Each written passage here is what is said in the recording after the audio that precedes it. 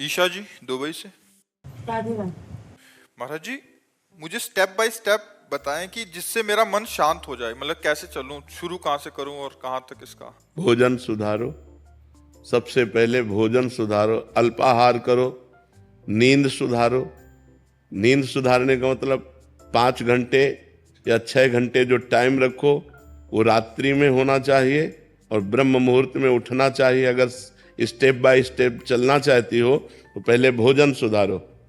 आपका भोजन सात्विक होना चाहिए, पवित्र होना चाहिए और धर्म के द्वारा कमाए हुए धन से होना चाहिए। दूसरा, आप अपनी नींद सुधारो। नींद में 6 घंटे सोने को होने चाहिए।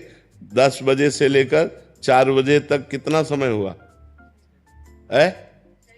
हाँ, 4 बजे ठीक ब्रह्म मुहूर्त में उठ जाओ। अगर आपको ठीक चलना है, भजन करना है, तो ये 7, 8, 8 बजे तक जो 9, 9 बजे तक सोते हैं, ये स्टेप बाय स्टेप भजन कर पाएंगे। इनका जीवन ही व्यर्थ है। सूर्य भगवान उदय हुए और जो सैया में सो रहा है उसकी आयु, श्री, कीर्ति, बुद्धि सब नष्ट हो जाती है। जिसका भोजन ठीक और जिसका शयन ठीक, और जबान सुधारो। हर समय नाम जप करो, मौन का आश्रय लो। अगर उत्तर देना है तो उचित शब्दों का उत्तर दो, व्यर्थ की वार्ता ना करो। वाणी संयम में, जिसका सुनना संयम में। हम गंदी बातें न सुने, प्रपंच न सुने, भगवान की लीला कथा सुने, भगवान की चर्चा सुने, संत वाणी सुने, शास्त्रों की वाणी सुने, तो हमारी श्रवण इंद्री पवित्र। जब हमारी एक एक इंद्री पवित्र हो जाएगी तब हमारा मन भगवान में लगने लगेगा। और समस्त शास्त्रों में वर्णन है, नवधा भक्ति से श्रेष्ठ कोई साधना नहीं है। जो श्रवणम, कीर्तनम, स्मरणम, विष्णुपाद सेवनम, अर्चनम, वंदनम, दास्य, सख्य, आत्मसमर्पणम, इससे बढ़कर के कोई श्रेष्ठ भक्ति नहीं है। 9 प्रकार की भक्ति ही प्रेम लक्षणा भक्ति प्रदान करती है।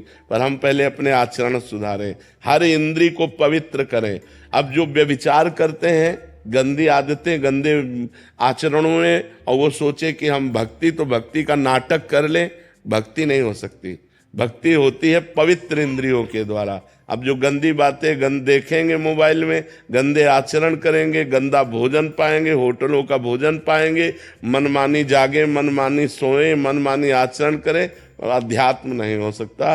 वो मनमानी आचरण उनको नरक दुर्गति की तरफ ले जाएगा, भगवान की प्राप्ति की तरफ नहीं ले जाएगा। तो इसलिए पहले सुनना ठीक करो, देखना ठीक करो, बोलना ठीक करो, सोना ठीक करो, भोजन ठीक करो, और फिर 9 प्रकार की भगवान की भक्ति को अपने हृदय में धारण करो।